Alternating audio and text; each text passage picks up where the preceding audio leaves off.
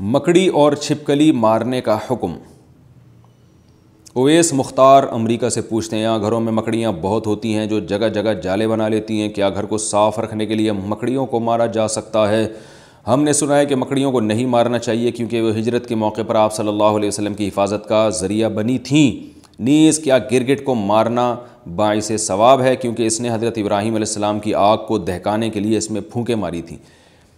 مکڑیوں کو مارنا تو جائز ہے، اس کے ناجائز ہونے کی ہمارے پاس کوئی دلیل نہیں ہے، اور ظاہر ہے گھر میں تنگ بھی کر رہی ہیں تو وہ تو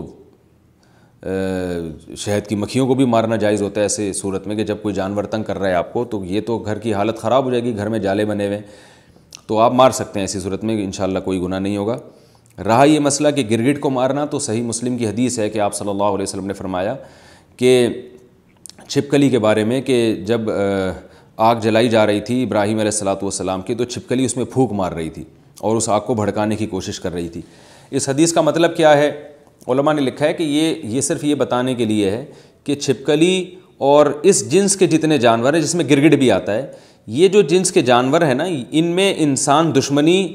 کے سافٹ ویئر انسٹال ہوئے ہوئے ہیں، یہ انسان دشمن جانور ہیں، یہ ان کو جب موقع ملتا ہے انسان کو نقصان پہنچاتے ہیں، تو اس لیے آپ صلی اللہ علیہ وسلم نے چھپکلی کو مارنے کی ترغیب دی، اور گرگٹ کا بھی وہی حکم ہے جو چھپکلی کا ہے، اور آپ صلی اللہ علیہ وسلم نے فرمایا کہ جس نے ایک وار میں مارا اس کو 100 نیکیاں ملیں گی، اور جتنے وار کم ہوتے جائیں گے نیکی کم ہوتی چلی جائے گی۔ وجہ اس کی یہ ہے کہ جانور کو جتنی کم تکلیف دے کے موت دیں گے وہ اتنا زیادہ ثواب ہے۔ اب چھپکلی کہیں دیوار پر ہے، آپ نے ایک چپل ماری اور وہیں اس کا اسٹیکر بن گیا تو چھپکلی کو اس سے تکلیف نہیں ہوتی، سیکنڈوں میں اس کی جان نکل جاتی ہے، لیکن اگر آپ نے اس سے کھیلنا شروع کر دیا،